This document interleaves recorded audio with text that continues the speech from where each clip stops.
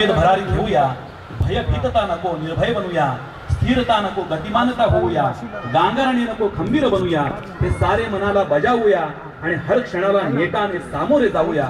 हे दृढनिश्चय या ठिकाणी दृढनिश्चयाचा महामेरू असलेले श्री बिडवे साहेब आपलं मनोगत या ठिकाणी व्यक्त करतायत.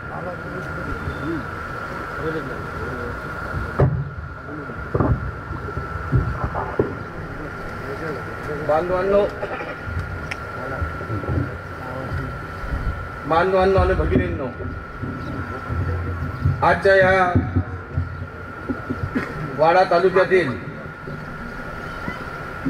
माझ्या समाज बंधू आणि भगिनींच्या या मेळाव्याच्या प्रसंगी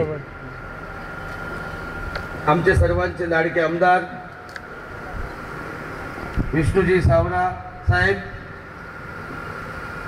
त्याचबरोबर या ठिकाणी उपस्थित आमचे मित्र सोन्या पाटील साहेब आणि व्यासपीठावर उपस्थित सर्व मान्यवर बंधूंनो,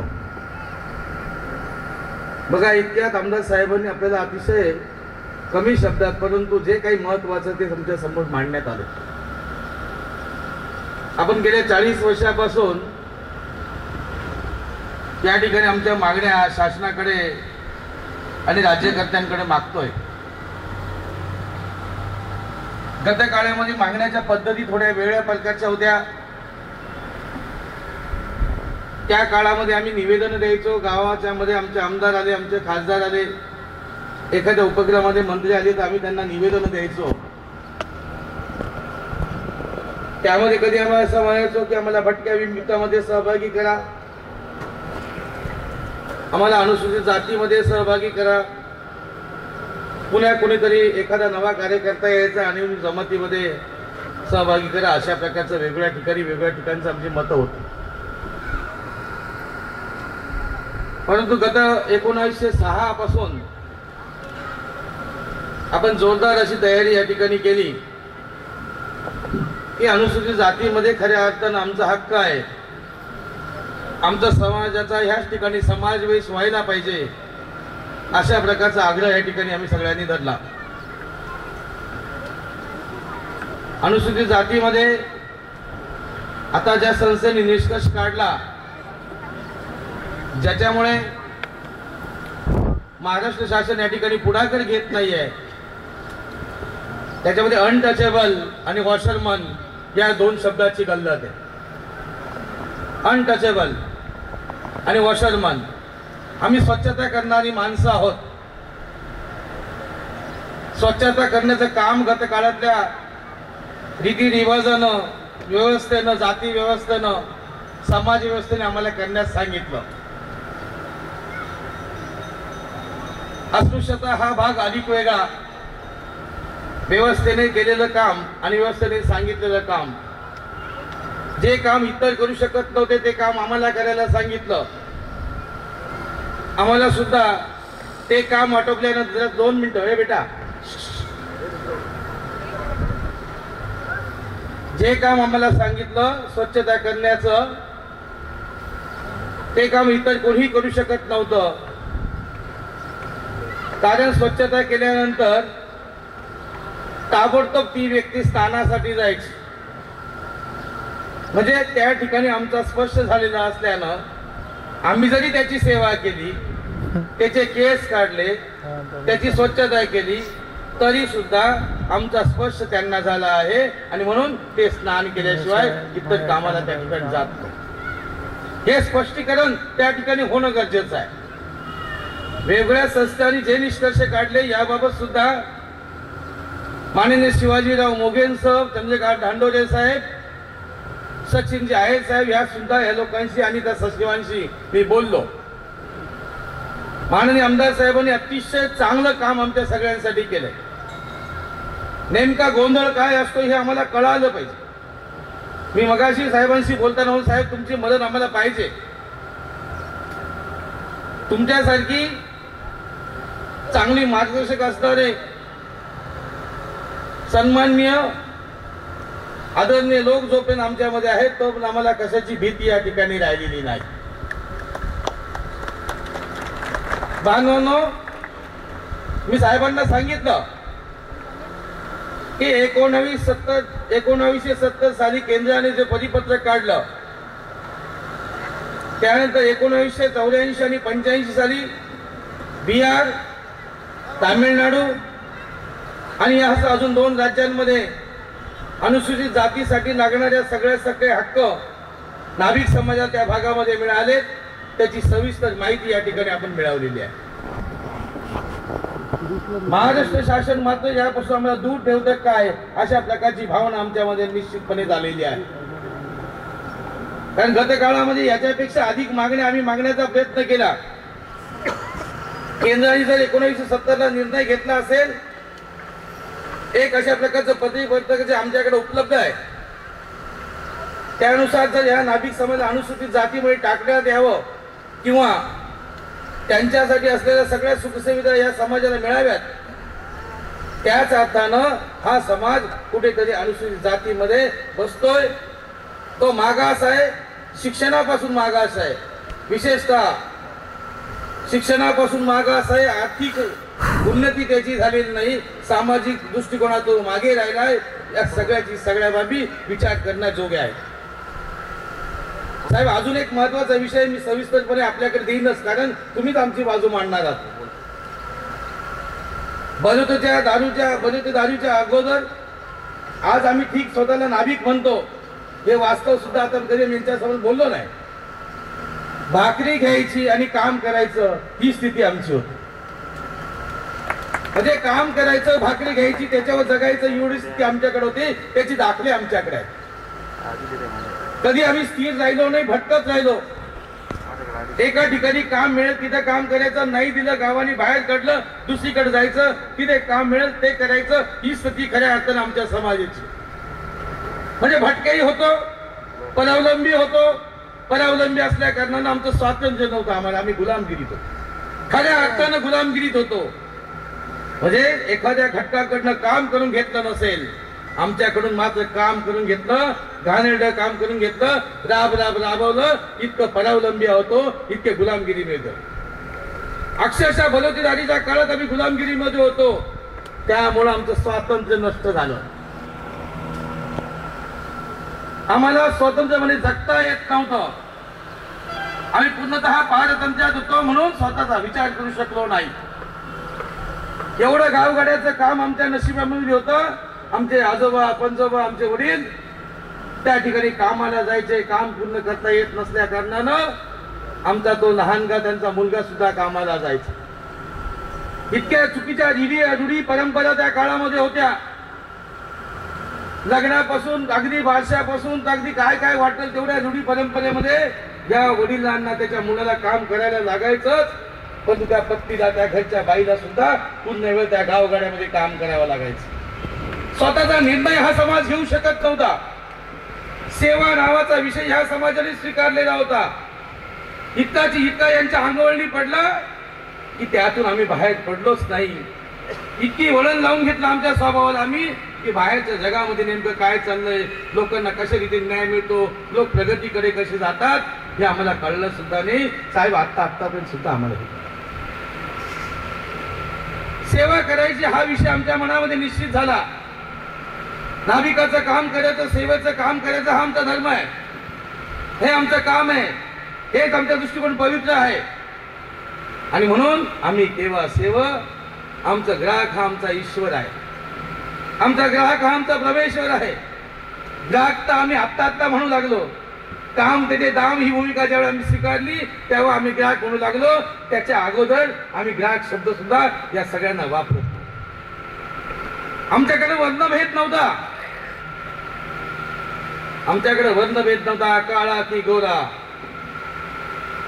आमच्याकडे गरीब श्रीमंत हा वाद नव्हता.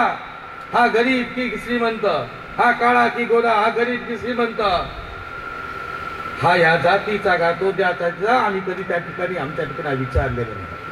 हा या धर्माचा का तो धर्माचा, धर्मभेद आम्ही केला नाही, जातीभेद आम्ही केला नाही, वर्णभेद आम्ही केला नाही.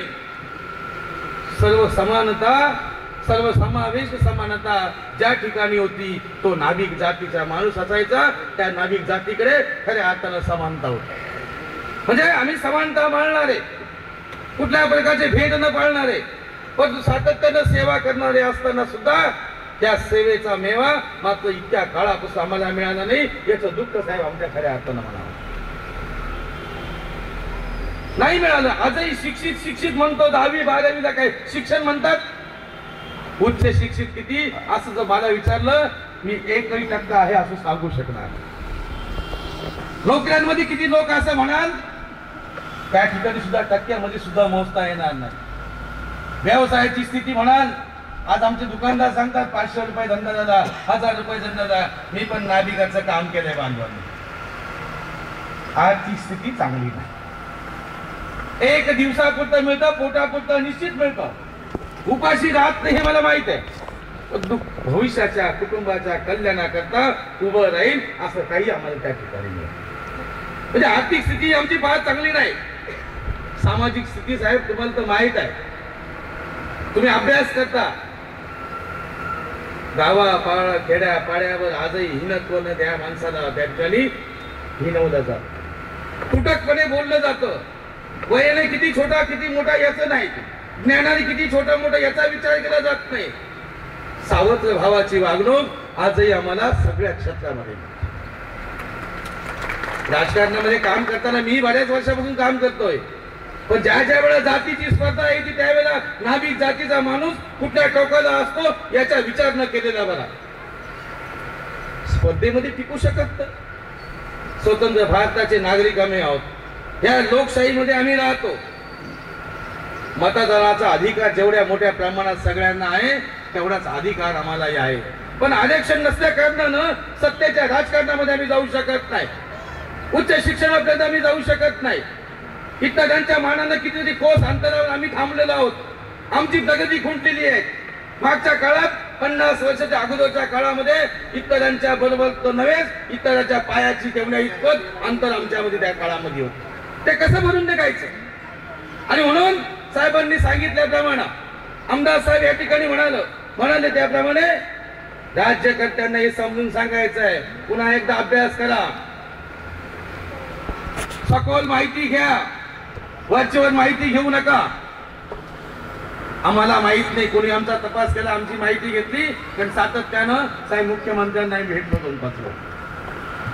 मी जाय म्हणून नाही, आम्ही स्वच्छतेचं काम करतो, आम्ही सुद्धा त्या ठिकाणी बसतोय.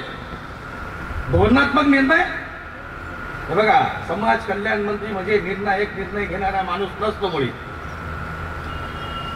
कारण त्याचं जे शासन आहे, त्याचा जो प्रमुख आहे तो राजकीय दृष्ट्या त्यांच्या आजूबाजूला काय वातावरण बिघडतं की काय, फायद्याचं काय तोट्याचं काय याचा सुद्धा त्या ठिकाणी विचार केला जातो. नागरिकांचा फायदा काय, नागरिकांची मतं किती, त्यांची अजून जागृती झाली आहे काय, राजकीय दृष्ट्या हे लोक जागृत आहेत का, याचा सुद्धा निकष या सगळ्या राजकीय गोष्टीमध्ये पाहिला जातो. बांधवांनो, काल परवा सातत्याने 5 दिवस तुमच्याशी बोलतोय, तुम्हाला मोर्चाला घेऊन जाण्यासाठी म्हणून बोलतोय. हे पडदे आडच्या सगळ्या गोष्टी आहेत.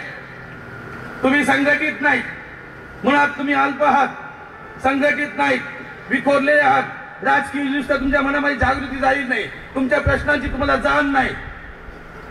मग मला सांगा, तुम्हाला जर त्याची जाण नसेल तर राज्यकर्ते तरी तुमचा कसा विचार करतो? आणि म्हणून जाण तुम्हाला आली पाहिजे, तुमच्या प्रश्नाची जाण तुम्हाला आली पाहिजे.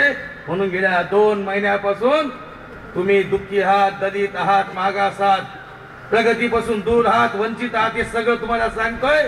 आणि या प्रश्नाचं उत्तर विचारायचं असेल, खऱ्या अर्थानं आमचा हक्क घ्यायचा असेल, न्याय मिळवायचा असेल तर 30 मेला आझाद म्हणून लाखोच्या संख्येने या, असं आव्हान मी सगळीकडे करतोय. त्यासाठी तुम्हाला भेटायला मी सगळीकडे आलोय. मी साहेबांना सांगितलं, साहेब 4 दिवस झाले मी या भागामध्ये फिरतोय. एका शब्दामध्ये त्यांनी मला समजून घेतलं. तुम्ही सुद्धा मला समजून घ्या, या समाजाला समजून घ्या. जाणीव झाली पाहिजे, हक्काची जाणीव झाली पाहिजे, संघर्षाची गरज आहे.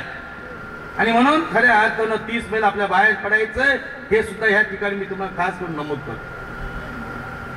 वेगवेगळ्या ठिकाणचे पदाधिकारी आलेत, ज्या ज्या ठिकाणी मिळाले त्या ठिकाणचे सुद्धा पदाधिकारी आलेत. मी वारंवार तेच सांगितलं, आज मात्र बोलण्याचा सूर माझा थोडा वेगळा होता. मी यामध्ये जास्त काही या स्टेजवर खोलवर सांगू शकणार. काय काय हाल आमचे झाले, गाव गाड्यामध्ये आम्हाला कसं कसं वागवलं, कशा रीतीने आम्ही राहिलो, साहेब त्या काळामध्ये न्यायाचे दरवाजे नव्हते, पोलीस व्यवस्था नव्हती, संरक्षण व्यवस्था नव्हती. जिथं राहायचं तिथं मुकाट्यानं राहायचं, जे मिळेल ते खायचं, नाही तर चालतं व्हायचं. ही पद्धत त्या काळामध्ये होती आणि त्या पद्धतीमध्ये आम्ही जगलो. अन्यायाचं नाव आम्ही सांगितलं नाही, तर आम्हाला जगायचं. आज व्यथा आहेत त्या. आणि म्हणून बांधवने या सगळ्या प्रश्नाची उत्तरं विचारायची असतील. आमचं जाऊ दे, आमच्या पुढच्या भविष्याच्या पिढीचं कल्याण करायचं असेल, शैक्षणिक क्षेत्रामध्ये, आर्थिक क्षेत्रामध्ये, सामाजिक क्षेत्रामध्ये सगळ्याच ठिकाणी पुढे यायचं असेल, याच्याशिवाय राजकीय सुद्धा क्षेत्रामध्ये पुढे यायचं असेल, तर 30 मेला तुम्ही बांधवांनी एकजुटीने मोठ्या ताकदीने त्या आझाद मैदानावर आलं पाहिजे. त्या आझाद मैदानावर तुम्हाला आलंच पाहिजे. कारण न्याय मिळवायचा, नाभिकांना न्याय मिळवायचा आहे. एकटा भगवान बिडवे केवळ तुम्हाला एका ठिकाणी आणू शकेल. साहेब खरं आहे, एका ठिकाणी आणू शकेल. तुमच्यामध्ये जिवंतपणा आणण्याचा प्रयत्न करू शकेल, चळवळीमध्ये तुम्हाला घेऊन जाण्याचा प्रयत्न करू शकेल. पण आत्म्यानं स्वतःच्या मनाने सुद्धा तुम्ही तयार झालं पाहिजे. चळवळ काही पॉलिश केल्यासारखी असत नाही, मुळामध्ये ती रुजली पाहिजे. प्रत्येकाच्या मनामध्ये ती रुजली पाहिजे. प्रत्येकाने ती भूमिका घेतली पाहिजे. या संघटनेचा मी एक बळ आहे, या संघर्षाचा एक बळ आहे, या संघर्षाचा मी आत्मा आहे. अशा प्रकारचं काम तुमच्या सगळ्यांनी केलं पाहिजे. आणि म्हणून 2 महिन्यापासून घरदार सोडून संपूर्ण महाराष्ट्रामध्ये फिरतोय. मला कळतंय हा अल्प आहे म्हणून, पण अल्प जरी असला तरी मोठ्या संख्येने तो आझाद जर आला तर मात्र त्याचे प्रश्न सुटल्याशिवाय राहणार नाही, याची माझी या प्रकारची माझी भावना आहे. म्हणून जिवंतपणा निर्माण झाला पाहिजे याच एका कामासाठी. तुम्हाला मी सम्राट चंद्रगुप्ताचं उदाहरण देतो, सम्राट अशोकाचं उदाहरण देतो, आमच्या जीवाचं शाहूचं उदाहरण देतो, शिवाचं उदाहरण देतो. संत सेना महाराज आहे, आमचे हुतात्मा भाई कोतवाले, ज्याने ज्या ज्या कामामध्ये भाग घेतला त्या ठिकाणी तो यशस्वी झाला. मानाचा तुरा त्याच्या डोक्यामध्ये त्या ठिकाणी ठेवण्यात आला. बांधवांनो, प्रत्येक क्षेत्रामध्ये नाभिकांनी सुद्धा यश मिळवलंय. आणि आत्ताचा नाभिक हा निस्तेज कसा, हा खऱ्या अर्थानं प्रश्न आमच्या सगळ्यांचा. आणि म्हणून तुमच्या सगळ्यांना भेटण्यासाठी, आम्हाला माता भगिनींना भेटण्यासाठी, एका विचारानं एका कुटुंबाचा विकास करायचा आहे, काही भूमिका घेण्यासाठी तुमच्या सगळ्यांना भेटायला मी सातत्यानं या भागामध्ये फिरतो. 2 महिने कालावधी माझ्यामध्ये आहेत. प्रचाराची साध्य तुम्हाला सांगितली, सगळ्यांना सांगितले असूनही अजूनही काहींच्या लक्षात आलं नसेल, तंतोतंत त्याचं पालन करायचं आहे. सगळ्यांकडे मोबाईल आहे. आजच पुन्हा एकदा सांगतो, एकही व्यक्ती अशी राहता कामा नाही. प्रत्येकाने 100 नातेवाईकांना त्या ठिकाणी संदेश पाठवले पाहिजे. प्रत्येकाने 100 नातेवाईकांना संदेश पाठवले पाहिजे. चलो मुंबई, चलो आझाद मैदान. 30 मे 2011 नाभिक समाजाच्या न्याय हक्कासाठी लाखोच्या संख्येने सहभागी व्हायचंय. आम्ही जाणार आहोत, तुम्हाला यायचंय. अशा प्रकारचा संदेश तुमच्या सगळ्या लोकांना गेला. अतिशय महत्वाचं सांगतोय, उगाच केलं नाही केलं मला माहित नाही. एखाद्याला संदेश पाठवता येत नसेल, ज्याला माहित आहे त्याच्याकडनं हा संदेश पाठवा. पत्राचं सुद्धा मी सगळीकडे सांगितलंय. 50 पैशाला पोस्टाचं पत्र मिळत आहे. प्रत्येक नाभिक बांधवांना नातेवाईक असतातच. 1000-500 असतात, परंतु जवळचे 100 नातेवाईक असतात. त्या प्रत्येकाला पोस्टाचं पत्र लिहायचं. त्यात लिहायचं, चलो मुंबई, चलो आझाद मैदान. 30 मे 2011 नाभिक समाजाच्या न्याय हक्कासाठी लाखोच्या संख्येने आझाद मैदानावर जायचं आहे. आम्ही जाणार आहोत, तुम्हाला लिहायचंय, खाली तुमचं नाव लिहा आणि त्यांना सांगा तुम्ही इतरांना पत्र लिहा.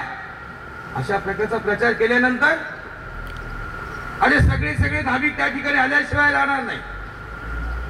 तुमच्या मुलाचं लग्न असेल, घरात कुठेतरी शुभ कार्य असेल, तुम्ही निमंत्रण पत्रिका 1000 2,000 छापता. तुमच्या निमंत्रणाला मान देऊन ते 1000 लोक त्या ठिकाणी येतात. 1000 पत्रिका दिल्या तर 1200 लोक येतात. एवढं प्रेम आहे तुमच्या नातेवाईकांचं तुमच्यावर. मग मला सांगा, 100 लोकांना पत्र जर तुम्ही लिहिली, माझ्या भगिनींनी सुद्धा हे काम करायचं आहे, तर तुमचे नातेवाईक येणार नाही. असे सगळ्यांना भेटा त्या ठिकाणी आझाद मैदानावर. सगळा मोठा गोतावळा त्या ठिकाणी येईल. पूर्ण महाराष्ट्राचा नाभिक समाज त्या ठिकाणी येईल. नागपूर विभागातला येईल, आमच्या विदर्भातला असेल, मराठवाड्यातला असेल, पश्चिम महाराष्ट्रातला, कोकणातला असेल, मुंबईतला असेल, या सगळ्यातला सगळा नाभिक समाजाचा बांधव एका ठिकाणी येईल. बांधवनं केवढी मोठी ताकद, केवढी मोठी शक्ती त्या ठिकाणी. केवळ येणार नाही एकमेकाला विचारायला, भेटायला, तुमची तब्येत कशी आहे म्हणून विचारायला. प्रत्येकाच्या मनामध्ये एकच आशा त्या ठिकाणी असेल, न्याय मिळवायचा आहे, आमच्या जातीला न्याय मिळवायचा आहे. राज्यकर्त्यांना हादरून सोडायचं आहे, राज्यकर्त्यांची झोप उडवायची आहे. तटस्थपणे आमच्या प्रश्नाकडे पाहत असतील, त्यांना असं वाटलं पाहिजे, अरे बरंच झालं आता ही मोठ्या संख्येने बाहेर पडले. जे राज्यकर्ते झाले त्यांना असं वाटलं पाहिजे आणि यांचा प्रश्न सोडवला पाहिजे. आमचं धोरण आता बदलवलं पाहिजे. धोरण का बदलत नाही? तुम्ही टोकदार भूमिका घेतली नाही म्हणून. घ्या टोकदार भूमिका. 1 काय 2 काय 5 लाखाच्या संख्येत झोपून त्या ठिकाणी जाल, त्यावेळेला राज्यकर्ते शासनकर्ते सुद्धा मनात विचार करतील, मोठा मताचा गट्टा आहे, यांना नाराज करून चालणार. हा मोठा मताचा गट्टा आहे, नाराज करून चालणार नाही. आता विखरलेला होता, आता एका ठिकाणी आला, आता यांना द्यावंच लागेल. अशीच पद्धत आहे ती. आणि म्हणून मोठ्या ताकदीने आलं पाहिजे. एवढंच मी तुम्हाला वारंवार सांगतोय. येणार आहेत बघा. 4 दिवस झाले तुमच्या ठाणे जिल्ह्याच्या ग्रामीण भागात फिरतोय. प्रत्येक 500, 400 लोक त्या ठिकाणी येत आहेत. सकाळ दुपार संध्याकाळ 3 मिटिंग होत आहेत. 10 दिवस अजून तुमच्या ठाणे जिल्ह्यात आहे. शेजारी रायगड जिल्ह्याचं बोलवणं चालूच आहे. मुंबईमध्ये 200 मिटिंग आहेत. कधी नव्हे तेवढा साहेब हा समाज आता उभा राहायला लागलाय. मलाही बरं वाटायला लागलं. म्हणजे उगाच मी पळतोय असं आता मला वाटत नाही. आणि म्हणून राज्यकर्त्यांना जागा करण्यासाठी, शासनकर्त्यांना जागा करण्यासाठी तुम्हाला लाखोच्या संख्येने आल्याशिवाय पर्याय नाही.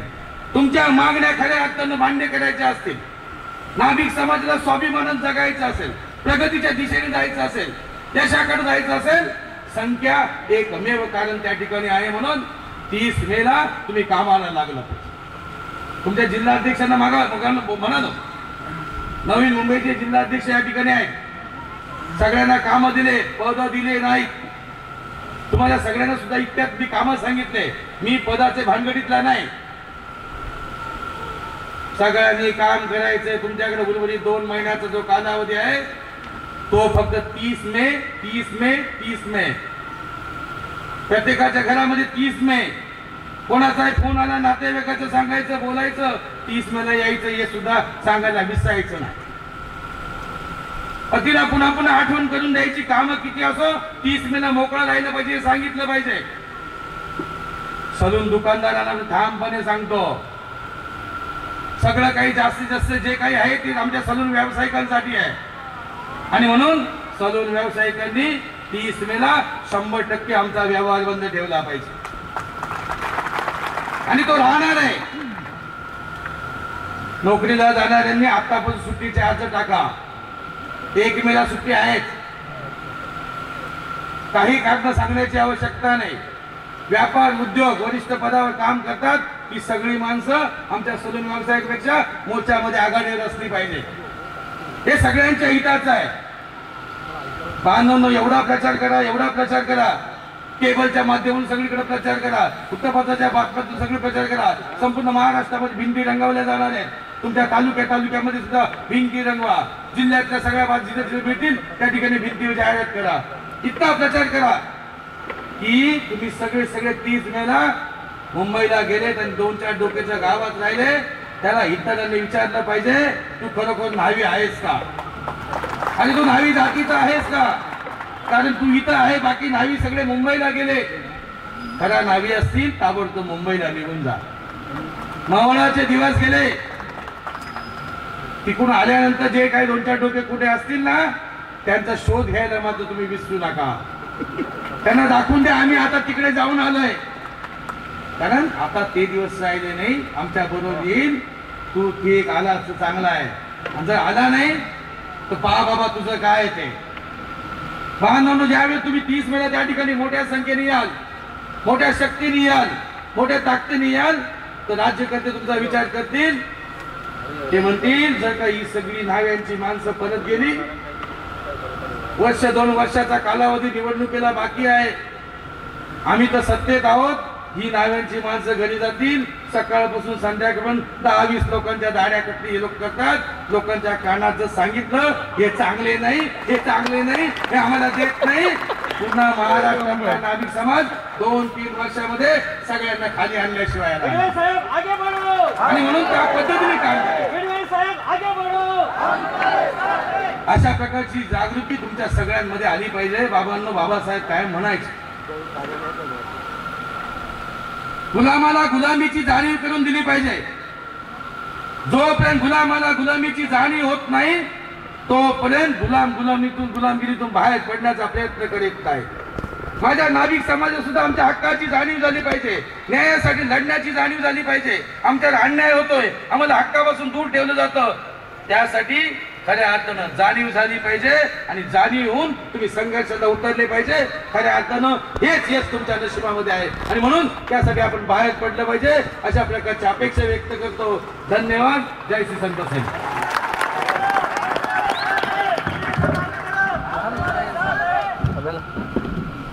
मन शुद्ध तुझं गोष्ट आहे पृथ्वी मुलाची, चाल तुला रगड्या ती कशाची, परवा बी कुणाची. या विखुरलेल्या समाजाचं प्रतिनिधित्व करणारे श्री भिडवे साहेब यांनी आपल्याला ठासून